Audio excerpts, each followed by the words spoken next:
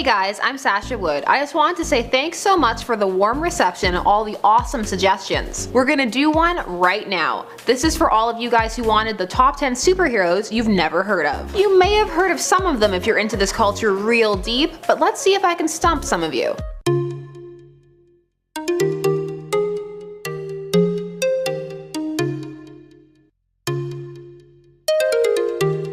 Number 10. Captain Sunshine from the Venture Brothers. Why hello Superman pastiche, we meet again. Venture Bros is already a show known for paying homage to many different genres, the superhero one just being chief among them. One better known superhero in this world is Captain Sunshine, a solar powered hero who can fly and deliver bursts of his own solar radiation. His secret identity is that of Chuck Scarsdale, a wealthy news anchor. Originally Wonder Boy, the sidekick of the first Captain Sunshine, Chuck has developed an unhealthy obsession with having his own Wonder Boys, and a move that has some clear pedophilic undertones, which is clearly a commentary on some of the early theories about Batman and Robin's relationship. However, the best part about Captain Sunshine? He's voiced by Kevin Conroy, aka Batman from the animated series. What are you talking about? Venture Bros is worth checking out as a whole. It creates its own universe that stands on its own and works as a funny satire. With rules for arching, plenty of clones, and a theme of failure running throughout, it may be 71 episodes, but you won't regret it. Another hero you won't regret checking out in at number 9. This is The Tick, another spoof character who's able to hold his own. He was created in 1986 by Ben Edlund as a newsletter mascot, but proved so popular he got his own comic in 1988, which led to him getting a cartoon series in 1994 and a short-lived live-action series in 2001. And now he's hit the screens again in 2016 on Amazon, so we'll see how that goes. So who is The Tick? Well, he doesn't know. He seems to be an escaped mental patient. Also, he remembers very little. As a result, he's very childish and prone to making bizarre heroic speeches, and his battle cry is spoon. Spoon!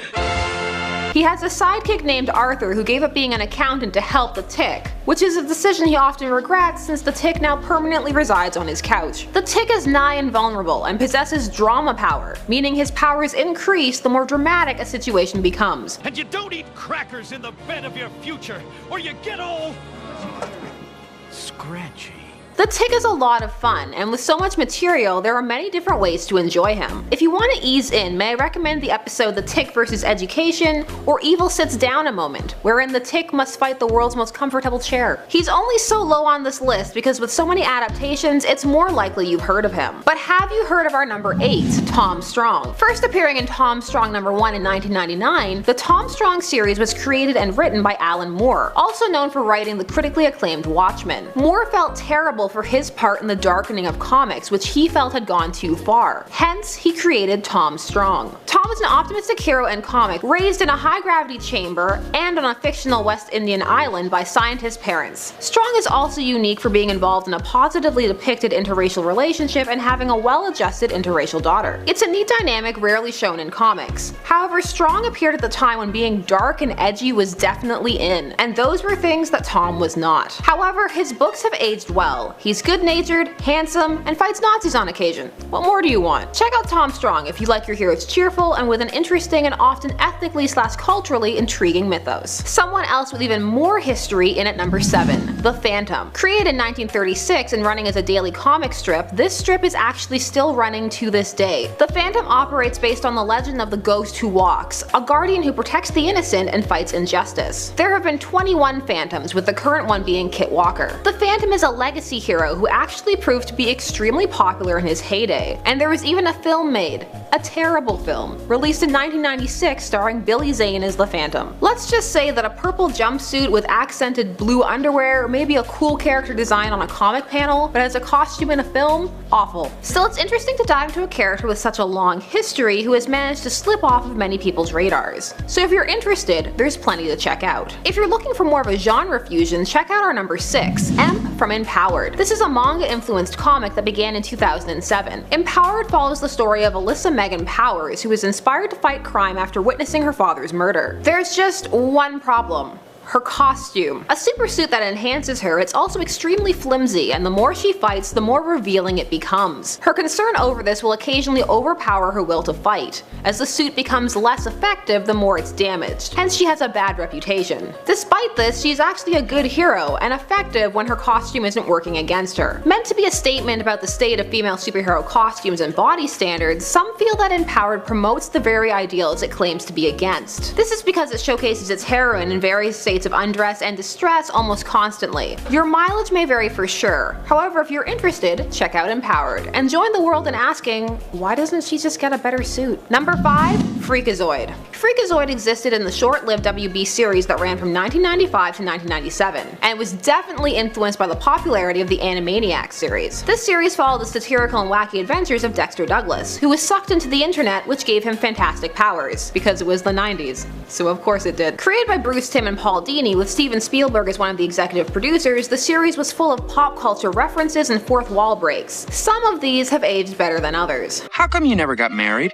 Because I like meat too much. The series had a tendency to be very random and unfocused, but still had a recognizable villain roster, and Freakazoid was so over the top, it was hard not to like him. The series has become a cult hit, but at the time it wasn't really hitting its target demographic, and its time slot was changed frequently, so it was ultimately cancelled. If you've never heard of it, it's only 24 episodes and worth checking out, especially if you like the Animaniacs. If you want something darker though, try our number 4, Apollo. First appearing in Stormwatch Volume 2 number 4, but most know him from The Authority. Another Superman allegory, Apollo was once Andrew Pulaski, an ordinary human modified to have phenomenal powers, i.e. super strength, heat vision, etc., and he derives his powers from solar energy. The Authority is a darker superhero team, willing to get the job done by any means necessary. Apollo is notable not just for being a Superman allegory on a team like this, but for also being one of the first openly gay superheroes, ultimately coming to marry the team's Batman pastiche, the Midnighter. This was a clear nod to the Superbat fandom, that being fans who pair Batman and Superman together in a romantic relationship. If you want to know more about shipping, check out my channel, Shipper's Guide to the Galaxy, and also The Authority if you want to add some edge to your superhero teams. And at number 3 we have Faith, emerging from Valiant Comics. Faith Herbert is just your average woman. She wants to make a difference, have friends, and be a good person. Oh,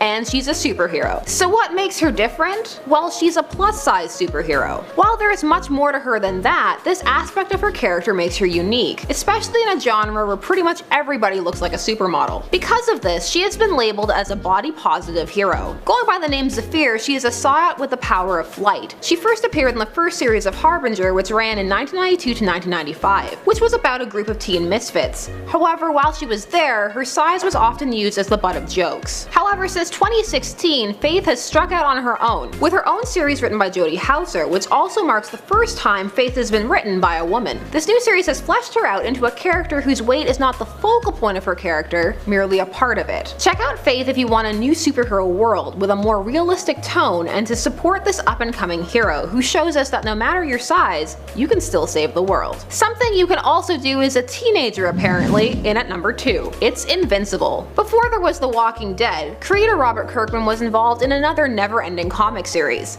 Invincible. The story of Mark Grayson, a teenager and son of alien hero Omni-Man of the Viltrumite race, and a human mother. As he comes into his powers, Mark tries to find his own way to become a superhero, but a horrifying twist leads his life in a whole new direction that he was never expecting. Invincible creates its own complete universe, and at 132 issues spanning 15 years at the time of this recording, there's a lot to catch up on. Fair warning though for those who know Kirkman's writing. You'll know he has a tendency to meander, drop whole plots entirely, include what some may call gratuitous violence, and not have a clear end goal. However, it's still an enjoyable read and has some truly epic moments. Check it out if you're looking for a teen hero to root for. Which brings us to number 1, The Samaritan. Not only have you probably not heard of him, but also the series that he hails from, that being the amazing Astro City. The Samaritan appears in the first issue of Astro City released in 1995. The Samaritan may seem like a simple Superman analog, but he is so much more. Samaar, a man stranded in an alternate reality due to his own heroic actions that saved the world but erased his timeline from existence. The Samaritan served as a beacon that the dark ages of Astro City were coming to an end. While he is a symbol of hope for the city, he lives a lonely personal life. Every single moment is occupied with heroic actions, to the point where his one dream is to be able to fly in the sky for just a few moments without interruption. Astro City is a tale of many heroes, all extremely nuanced and unique, and the city itself parallels and in many ways critiques or comments upon comic trends of the time. The comic series does not focus on one single hero or often tell ongoing narratives, but is instead a series of interconnected vignettes, which makes it a fun puzzle as well as a fantastic read. And the Samaritan is one of the heroes at its core. So those were the top 10 superheroes you've never heard of. Was our title accurate? Do you have a bunch of new heroes to check out now? Let me know your fave heroes that no one else seems to know about down below. Mine's Booster Gold. More people need to know about him. I'm Sasha Wood, thanks so much for watching Top 10 Nerd. Leave all your suggestions for other lists we can do down below, and we'll see you again here on Top 10 Nerd.